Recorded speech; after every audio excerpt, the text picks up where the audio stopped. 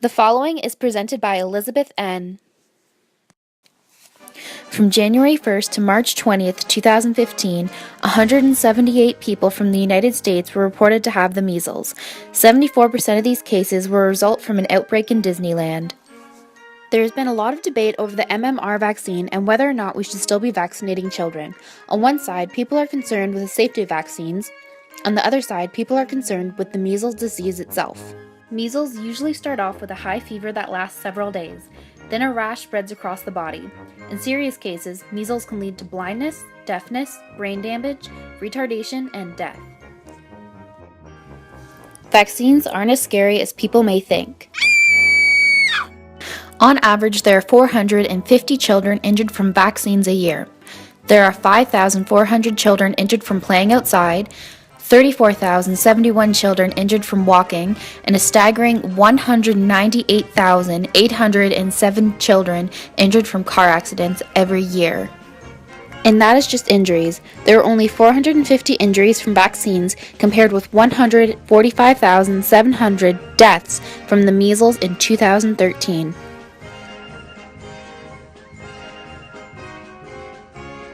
Because of the measles vaccine, 15.6 million deaths have been prevented. But I've got a blank space, baby, and I'll write your name. The following is presented by JiaJia S.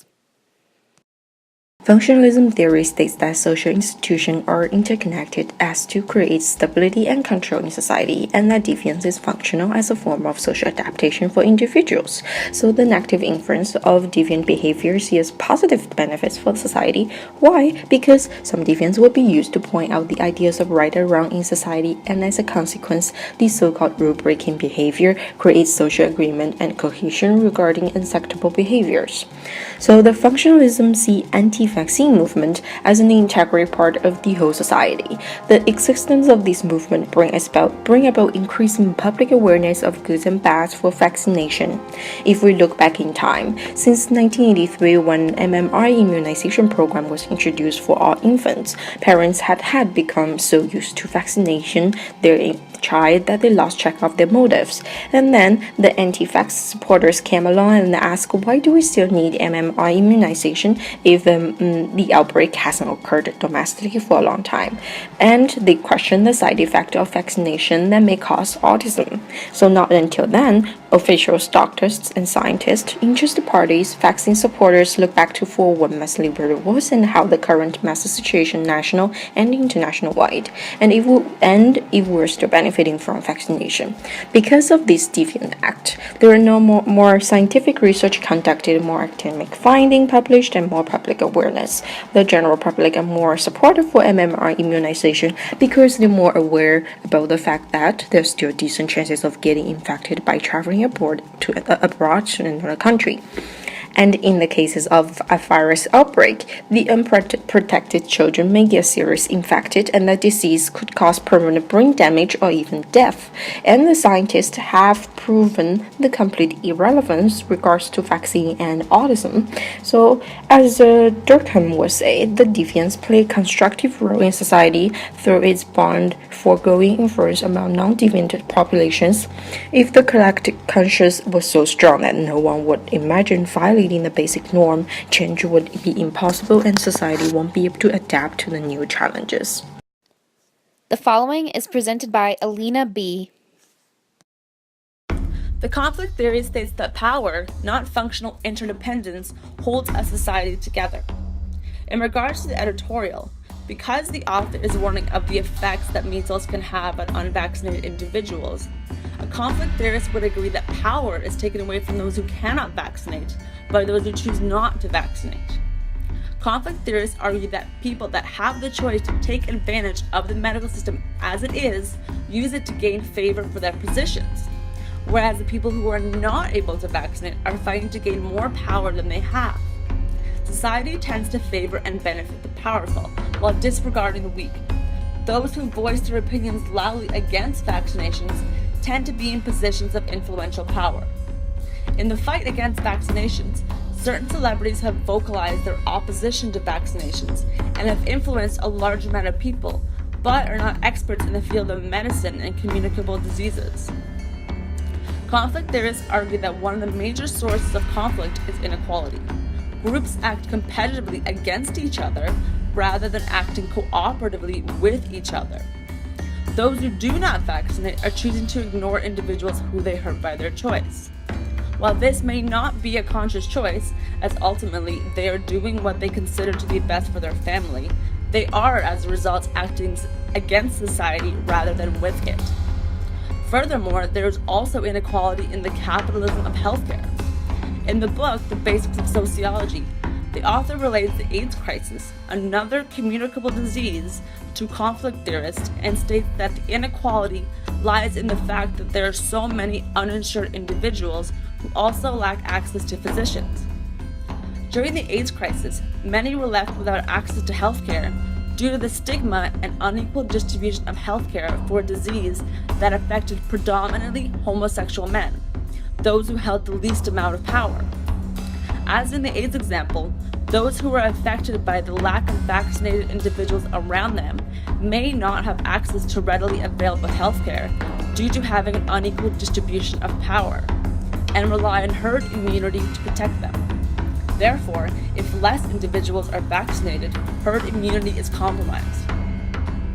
At no point would a conflict theorist disagree with the editorial, as it clearly states that those working against vaccinations are conflicting with society, though it can be argued that the act of acting competitively against society is what drives societal change in the first place. However, in this case, it will not be for the better. The following is presented by Samantha H. Symbolic interactionism is defined as the microsociological perspective that assumes that individuals act and interact on a basis of symbolically encoded information. A microsociologist perspective is the analysis of an individual and their interactions on a smaller scale. Symbolic interactionism theorists often associate an individual's behavior with its symbolic meaning instead of relating their behavior with its literal consequences. For example, if two people look outside and see a rainstorm, they may have two completely different reactions. One individual may see the rain and be happy as it means they can curl up in bed with a good book. The other individual may have a different reaction and be sad as they know they have to drive in horrible weather conditions. The rain in this case is perceived in two completely different ways.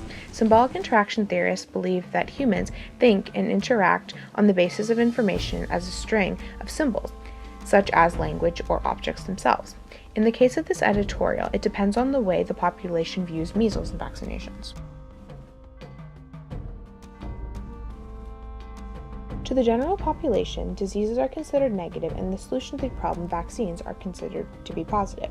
The symbolic interaction theorists would agree with the statement in this editorial, stating that children should be vaccinated in order to stop the spread of measles. The measles vaccination was developed in 1963 to ensure that the elimination of this disease from our society was kept, and since then has been accepted by the Canadian population. Doctors and medical professionals are advising parents to vaccinate their children, and this editorial supports this view, as G.H. Mead's idea that people are influenced by significant others. Doctors play the role of significant others as their opinions and advice affect individuals' lives. However, symbolic interaction theorists could also disagree with this editorial based on the fact that people who have been vaccinated could be given different privileges than those who have not. By offering different treatments and support, that those who have vaccinated would be unreasonable for a symbolic interaction theorist. The following is presented by Elizabeth N.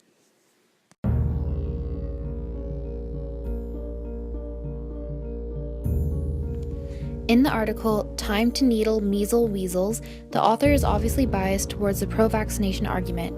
The author does not consider the anti-vaccination side of the argument, and when he does reference it, he states that it is sadly gaining sympathetic ears.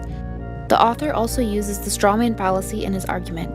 The strawman fallacy consists of misrepresenting an opponent's claim or argument so that it is easier to criticize. The author misrepresented the vaccine argument when he compared it with peanut allergies.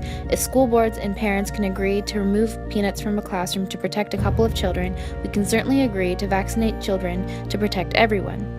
The argument to be rid of nuts from a classroom is a much smaller scale than the vaccination debate. There's really only one reason someone would bring nuts to school, whereas there are multiple reasons why someone would choose not to vaccinate. The author fails to take into account why people are choosing not to vaccinate.